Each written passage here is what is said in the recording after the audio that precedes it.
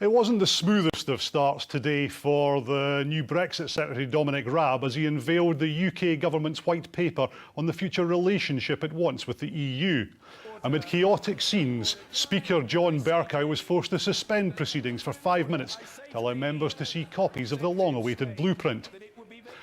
The document fleshes out the Chequers compromise plan which led to the cabinet resignations of Boris Johnson and David Davis. It envisages the UK and the EU adopting a common rulebook for all manufactured traded goods, including agricultural products. A treaty will underpin the harmonisation of rules aimed at avoiding a hard border in Ireland. Free movement of people as it currently operates will end, but a mobility framework will be set up to allow UK and EU citizens to travel to each other's territories. We considered the white paper with the head of campaigns for the pro-Brexit Freedom Association, Andrew Allison, and Dr Kirsty Hughes, Director of the Scottish Centre on European Relations.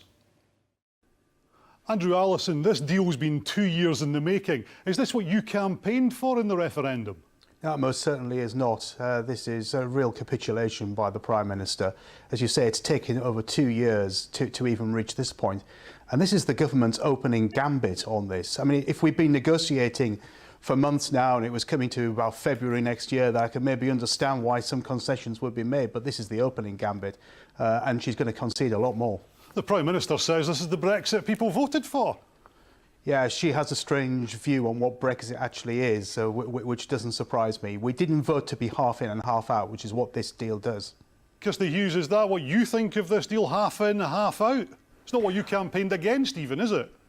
Well, I think this is, firstly, it's a desperate attempt to paper over the cracks in the Conservative Party, and then it's an attempt not to hugely damage UK manufacturing industry, while to some substantial extent hanging the services sector out to dry. And so I think the Brexiters are getting in this what they want for the services sector, and therefore it would be very badly damaged, except of course I don't think the EU is going to accept this either. So this manages to achieve a hat-trick of not pleasing the EU, the Remainers or the Leavers. Andrew Allison, a hard Brexit for services.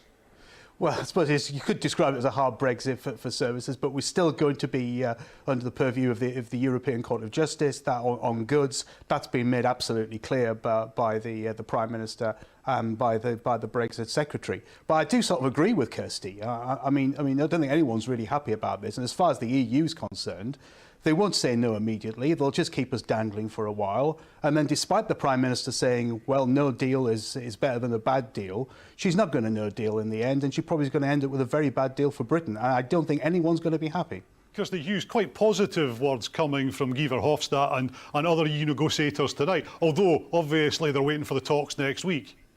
Yes, they are. I think the EU, some EU officials are quoted as saying things like, it's not whether we say no to this, it's how we say no to it. I think the EU wants to get to a deal. It doesn't want to get to no deal. What isn't in the white paper, because it didn't need to be in the white paper, is the Irish backstop. If a future deal doesn't keep the Irish border open, do you keep Northern Ireland in the customs union and single market? If the EU can get that and EU citizens' rights and a divorce money deal, then they don't mind if they fudge for now the future relationship, because that doesn't have to be settled in the autumn. It just has to be outlined.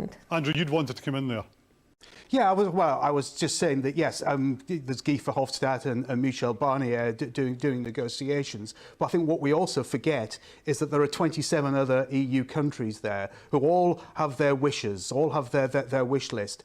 And they're going to be putting pressure on EU negotiators to get a deal. I mean, for example, the automotive industry, where if we went to WTO rules, there would be tariffs of around about 10%. That's not in the best interests of German manufacturers or the French, nor is it in our interests. And even if you do think of German automobile manufacturers and it's going to be jobs being lost there, that's not necessarily the case, because there's a supply chain and there's going to be a supply chain in the UK. This is a very odd argument. I mean, Brexiters have been saying this all along about the car industry, but we've seen again and again from German business that German business value protecting the EU's single market, and the EU 27 have been united on not allowing cherry picking and not being scared of the damage Britain might do to itself, which is going to be many times more than any damage to Germany or the EU.